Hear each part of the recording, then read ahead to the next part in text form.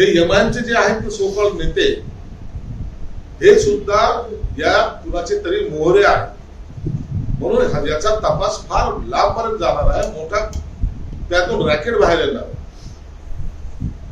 कुणाशी इम्तियाजचा कुणाशी वैर किंवा माझं त्याच्याशी वैर म्हणून हा प्रकार चालला असं समजण्याचं कोणतंही कारण. प्रकरणामध्ये नवीन अपडेट येत आहेत आणि यामध्ये विशेष करून इम्तियाज जलील यांनी जी भूमिका मांडली ही एमआयएम पक्षाची जी भूमिका याबद्दल तुम्हाला काय वाटतं? कारण ते म्हणतात जर चुकून निदाला फसवलं असेल तर आम्ही तिच्या पाठीशी पक्ष म्हणून खंबीर उभे राहू.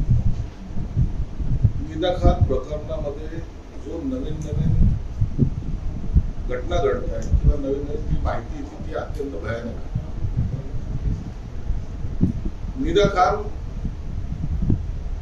ही कुणाच्या मार्फत त्या ठिकाणी लागली होती, तिला कोणी पाठवलं होतं हा सगळ्यात महत्वाचा एक पहिला प्रश्न.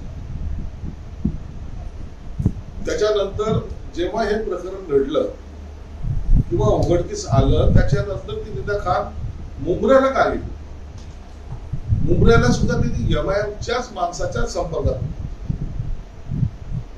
आणि त्या मधल्या काळामध्ये इम्तियाज जलील नाशिकला जाऊन तिला भेटला होता आणि त्याने जाहीर स्टेटमेंटही केलं होतं हे आपल्याला माहिती. मुंब्र्याहून ती निदा खान पुन्हा संभाजीनगर मध्ये कशी आहे, जिचा संभाजीनगरशी काहीच संबंध नाही, त्या ठिकाणी ती येते. तिथं वास्तवाला जवळपास महिना दीड सव्वा महिना तिथे राहते. आपल्या चॅनलच्या माध्यमातून तुम्ही जे दाखवलं आहे की एक म्हातारा बाहेर यायचा, दुधाची थैली घ्यायचा, आतमध्ये जायचा, कोणीही त्या घराच्या बाहेर सुद्धा पडत नाही. आणि ज्या नगरसेवकाचं ते घर आहे तो एमआयएमचा आहे. आता ही माहिती जर ते एमआयएमच्या नगरसेवकाला नाही असं म्हणता येईल का? मग ते एमआयएमच्या नगरसेवकाला घर देण्यासाठी कोणी मजबूर केलं तर त्या इम्तियाज जलीलने केलं. आपल्याला हिला वाचवायचंच आहे. एक लक्षात घ्या, काल त्याच्या ज्या प्रेसमध्ये त्याची जी हवा चालू होती, तुम्ही मीडिया ट्रायल घेताय, तुम्ही बळजबरी आरोपी करताय, तिच्यावर फक्त आरोप झालेले आहेत.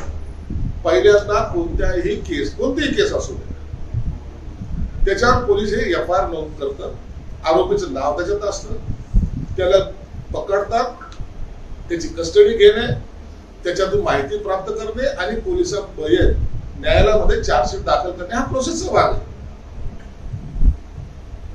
परंतु त्या कामामध्ये सुद्धा अडथळा आणला, आरोपीला फरार करणं आणि पुन्हा छाती ठोकपणे सांगणे, तिच्यावर कुठे लुकआउट नोटीस जारी केली का, तिच्यावर काही हे चार्जशीट आहे का, या असा प्रकार म्हणजे जाणून बुजून.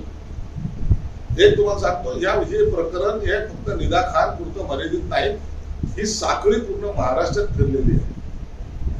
अनेक ठिकाणी अशा निदा खान तयार झालेल्या आहेत. काश्मीर फाईलचं या ठिकाणी जसं काश्मीर फाईल मध्ये घडलंय तेच प्रकार महाराष्ट्रात अनेक ठिकाणी घडतायत अशी माझी माहिती आहे.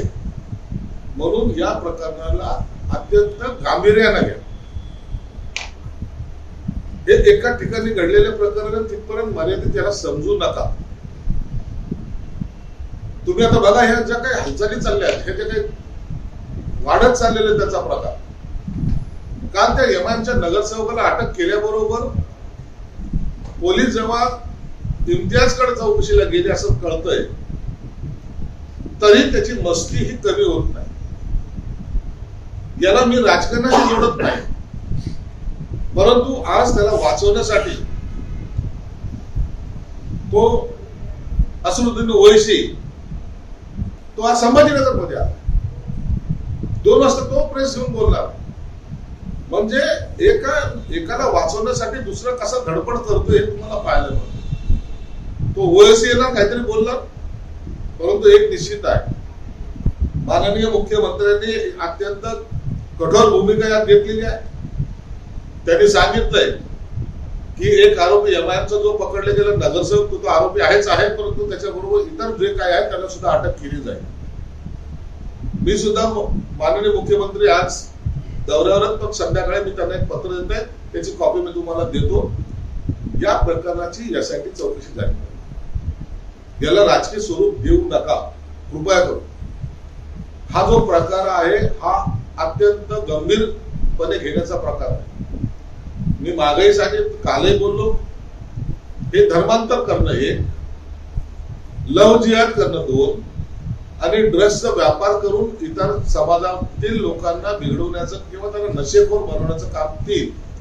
अशा तिन्ही स्टेजवर ही यंत्रणा काम करते.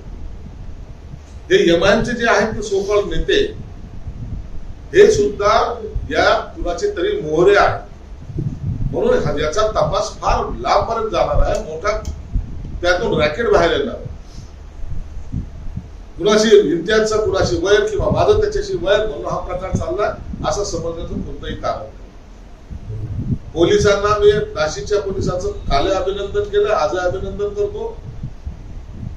कुणालाही घाबरू नका. सरकार तुमच्या पाठीशी आहे. कोणी दबाव टाकायचा प्रयत्न करत असेल त्याला निश्चित तुम्ही जेलमध्ये टाका. आणि परंतु या प्रकाराचा छडा लागला नाही. आजही त्या निदा खानचा नवरा कुठे आहे काय माहित नाही, कल्पना नाही. त्यांच्यातर्फे कोणी दुसरं कोणी बोलायला तयार नाही. परंतु MIM का बोलते याच्या मागचं कारण काही कळायला मार्ग नाही. म्हणून मला वाटतं आता MIM यामध्ये पूर्णपणे अडकलेली आहे. जेव्हा पोलीस कस्टडी घेईल त्या टायमाला ते कुणाच्या इशाऱ्यावर नाचत होते तेही समोर येईल. म्हणून महाराष्ट्रामध्ये अशा घटना घडू नये. आणि आताच जर त्यांना पायबंद घातला तर भविष्यात अशा घटना घडणारही नाही याची आम्हाला खात्री आहे. पण हे प्रकरण संभाजीनगरमध्ये सुरू असताना ओवेसींचं आज